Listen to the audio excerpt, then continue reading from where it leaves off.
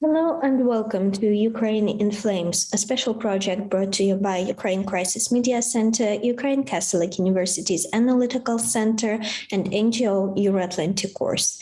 My name is Alexandra Tsikhanovska. I'm the head of Hybrid Warfare Analytical Group at UCMC, and today we talk about a thing that might appear boring, but only at the first glance. Definitions. What is really happening between Russia and Ukraine? If you want to learn more, please subscribe to our channel and stay tuned. There are many names for the ongoing Russian offensive against Ukraine. Some are more accurate, some less. And the most accurate one is as simple as it is terrifying, which is probably why some try to avoid it. This is war. And this war started back in 2014 with the illegal occupation of Crimea and the start of hostilities in the eastern regions of Ukraine. In those very days, our organization was formed, and we hope that everything will be settled in a diplomatic way in several months, and the moment of crisis, hence Ukraine Crisis Media Center, will have passed. Nevertheless, crisis after crisis after crisis, Russia built a hybrid war against Ukraine that raged for more than 80 years before it turned into a last desperate and full-scale invasion, the likes of which Europe has not seen since the end of World War II. And in those 8 years, information, or rather disinformation, a component of Russian warfare was among the most crucial ones. Words matter because they define perception, and perception in its turn defines actions. Russia used and pushed heavily with its state-controlled media and its agents of influence abroad specific naming that would diminish the role of Russian Federation in the war and shift the attention and the blame elsewhere. It would be called a civil war, and Russian-financed, organized, controlled, and supplied, even in terms of human resources, puppet republics in the east of Ukraine would be called rebels or separatists. They were neither. Just like Russian war against Ukraine is not a conflict, it's not a crisis, it is a challenge to the whole system of global security, and it is most definitely a war. Russia is so focused on promoting their own wording because if peoples and governments see its aggression as Ukraine crisis as a local problem, then they don't need to get involved. Fortunately, the world mostly knows better. And let's hear from our friends from Estonia, the country that demonstrated tremendous support for Ukraine. Raimond Kaljulaid, Estonian MP, sends his regards. Hello, everyone in Ukraine and internationally. My name is Raimond Kaljulaid. I am a member of parliament from Estonia. In the parliament, I represent the Estonian Social Democrats. I would just like to say a few words about the war in Ukraine. First of all, of course, we are all completely heartbroken when we read the news and reports coming out of Ukraine. The civilian casualties are terrible. The way that the Russian troops are treating the civilian population, also women and children, is appalling. These are complete atrocities that we condemn, and it is very clear that Russia is in every way in breach of international law. We are doing what we can to help the state of Ukraine and the people of Ukraine by providing help in terms of weapons, by supporting Ukraine internationally through foreign policy and diplomacy, and also by doing our very best to support the refugees coming out of Ukraine to Estonia to seek safety and a sanctuary from this war. I would also like to stress that Estonian Parliament has been absolutely crystal clear that this is an unprovoked, unacceptable breach of international law. It is an aggression of the Russian Federation against Ukraine. And Russia bears absolutely all responsibility for this war. We are also calling, of course, for tougher sanctions against Russia, especially I think we should concentrate in cutting off the euros that Europe is sending over to Russia every week, every month, every day, really, that helps the Russian Federation finance the war against Ukraine. And we will continue to do that. I think it is very, very important that the Western countries don't get used to this war, that it doesn't become just another war that people are not paying attention to. I think that's crucially important, that the support continues and widens. Estonia demonstrates firm leadership in helping Ukraine. Its overall military aid that has been sent to Ukraine amounts to more than 0.8% of GDP, which is a really actually large number. Not to mention the steady support of Ukraine politically on the international arena and the help for Ukrainian refugees. This is possible because Estonia knows the horrors brought by the Russian occupation very well, and it does not need any explanation of what is behind Russian imperialism. The deep and accurate understanding of Russian policies and the fact that it unleashed a bloody war against Ukraine is also due to a clear-cut professional reporting done by the local responsible media who never fear calling things for what they are. Let's welcome Julia Bali, an editor-in-chief of Radio 4 from Estonia. Hi everybody, my name is Julia Bali and I work and live in Estonia. I'm a journalist.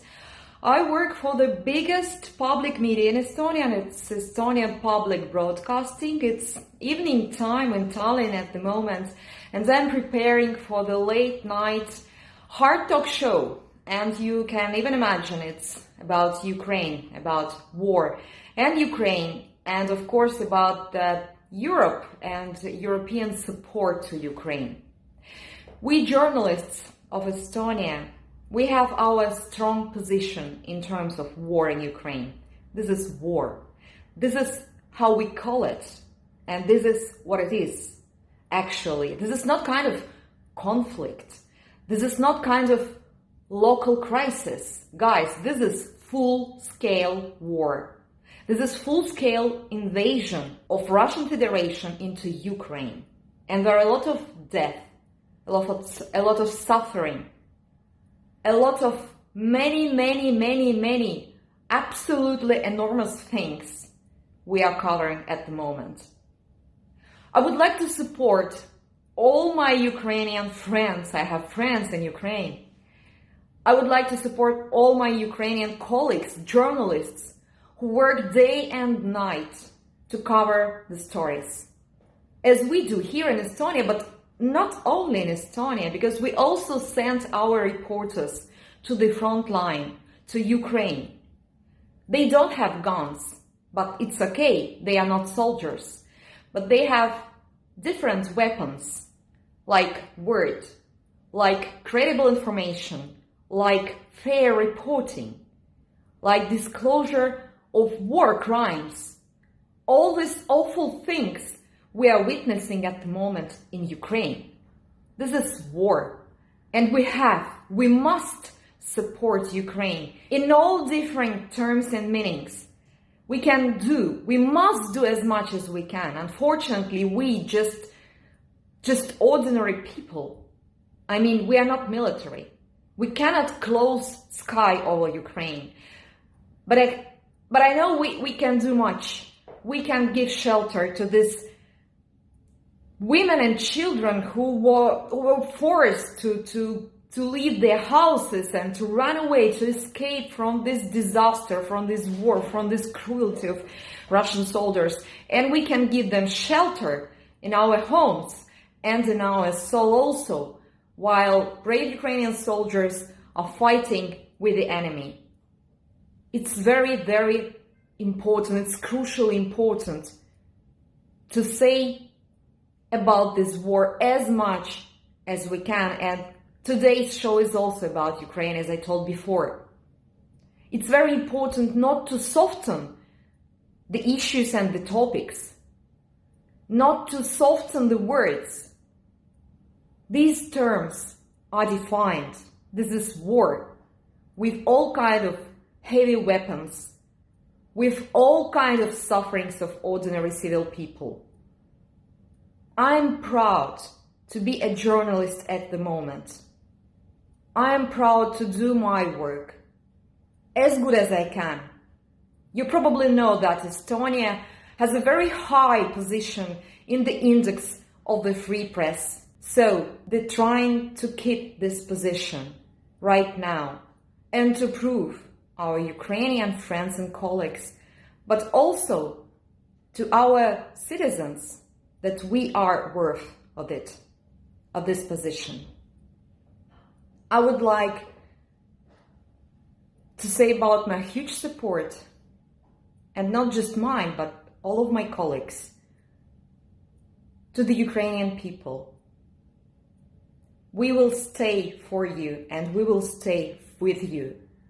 And this war will end one day with the great victory of Ukraine. Slava Ukraini! To reiterate the importance of not just correct wording and naming, but also of the global impact of the Russian war, we invite eventually the president of the NGO Ukraine 2050 and president of the Ukrainian World Congress from 2008-2018.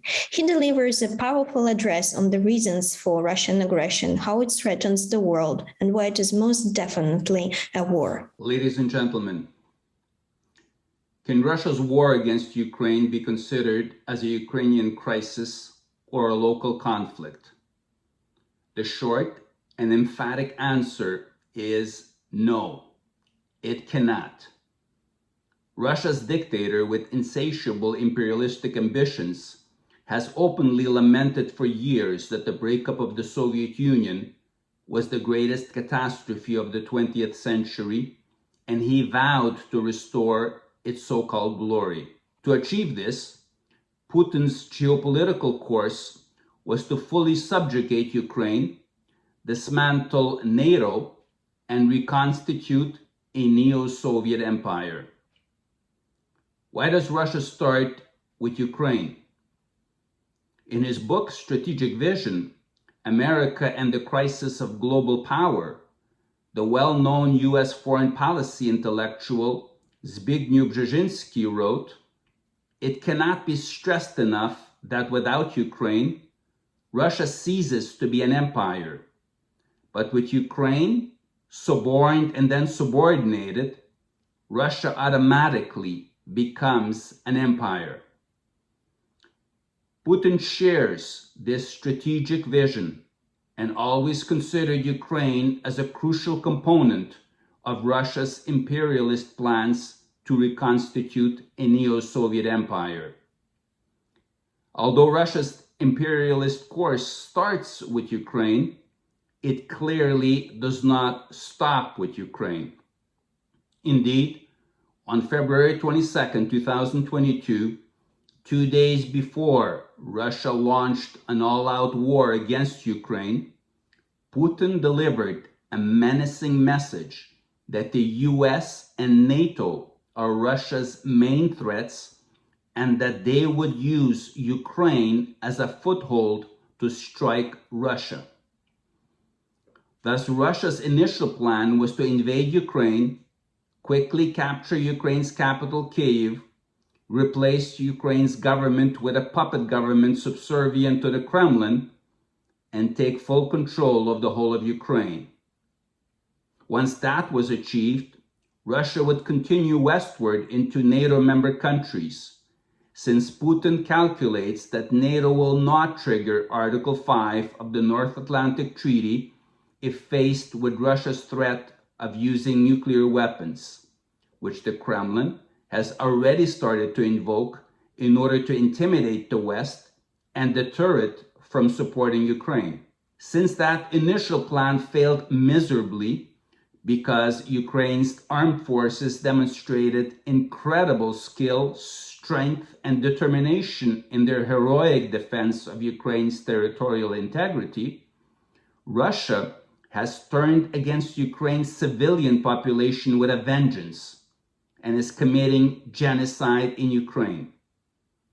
NATO and EU member countries have been seriously impacted by this genocidal war because Europe is now destabilized, with over 11 million Ukrainians having been forced to leave their homes and become predominantly temporarily displaced persons in Ukraine, but also temporarily displaced persons in neighboring countries and beyond.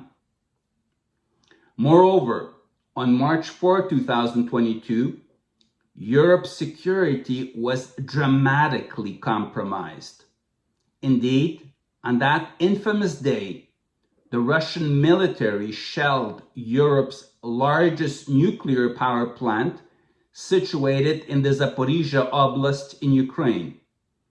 Incredibly, even after fire broke out at a training building for this power plant, the shelling continued, putting at great risk the lives of Ukrainians who were extinguishing it.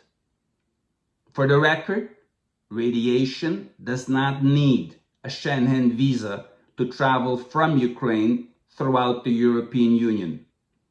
That is why NATO and EU leaders should mark in their calendars March 4, 2022 as the day when Ukrainian nuclear power plant operators and firemen under attack were not only defending Ukraine, but the whole of Europe from an imminent nuclear disaster.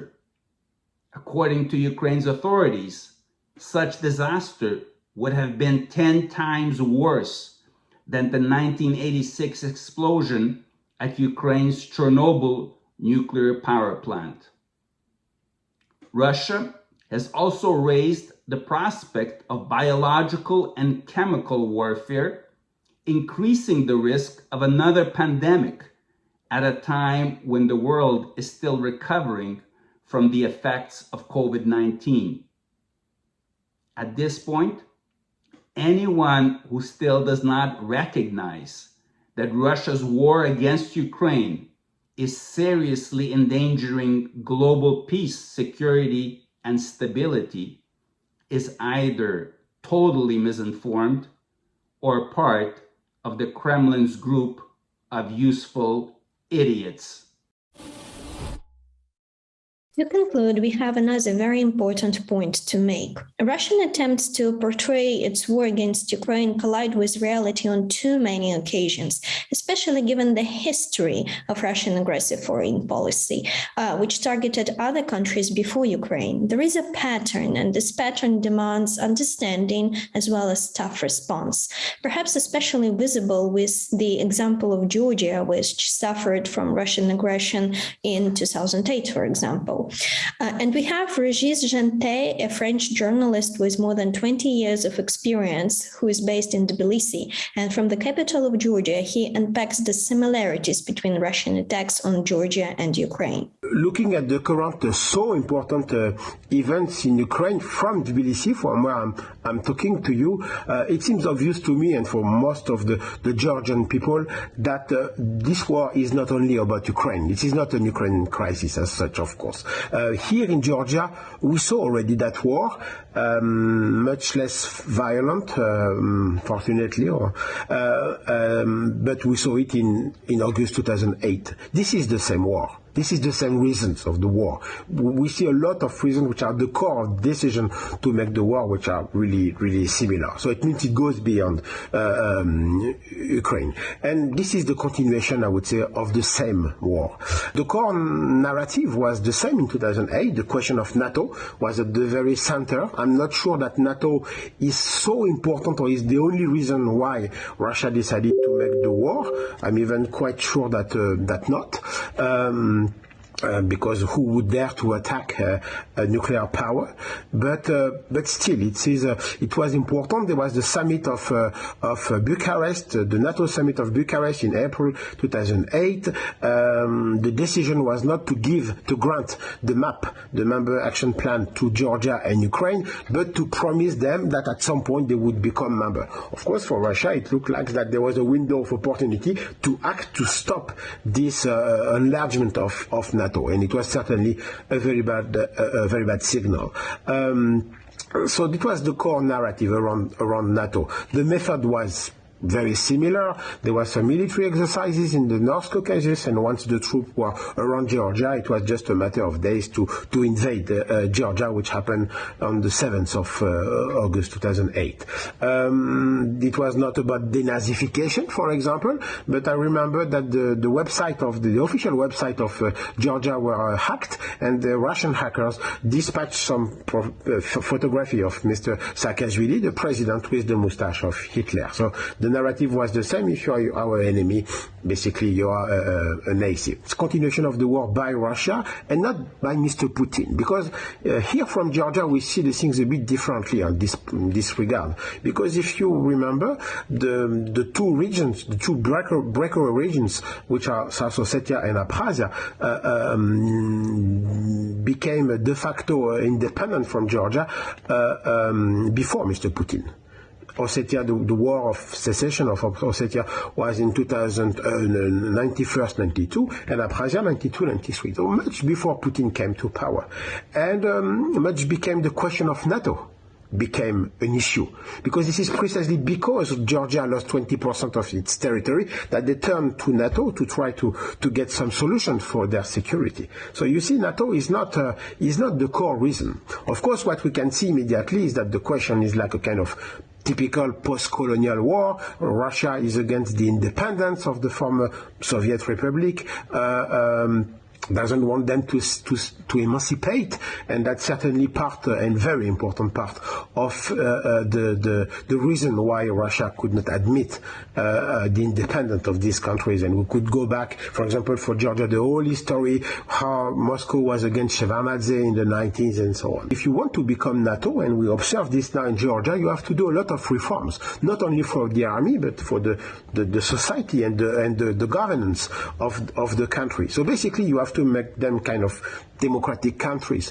So it means the regimes which are deeply different from what Russia is. And as I understand, it's difficult to explain in such a short time, but what is very important for Russia is that they can't accept in the Ruski Mir, in the Russian world, that some other kind of regimes would appear at the doors of Russia. Why? Because it would threaten immediately the Russian regime. And this is, I think, very important. This is probably the most important, and in my 20 years now experience of a journalist in this region, I see that the internal reasons for I mean, you have to look inside the country, inside the internal politics, to understand the foreign policies of the countries. You've been watching the episode of the special project by Ukraine Crisis Media Center, Ukraine Catholic University's Analytical Center, and NGO Euro-Atlantic course, Ukraine in Flames. We most definitely hope that this episode was a helpful contribution in the giant battle for precise wording, and therefore for precise understanding and perception of Russian policy, of its aggression against Ukraine. Well, there is no doubt that this threat is consciously downplayed and portrayed as a local problem by Russian state-controlled media and Russian agents of influence abroad. Unfortunately, many professional media seem to have fallen into this trap, and they repeat the Russian-shaped narrative. This is a problem to be addressed, which we will keep doing. In the description to this video, you can find information on how you personally can help Ukraine in the face of Russian aggression, in addition to calling things for what they are. If you find our job useful, please subscribe and like and share this video. Remember that everything is going to be Ukraine.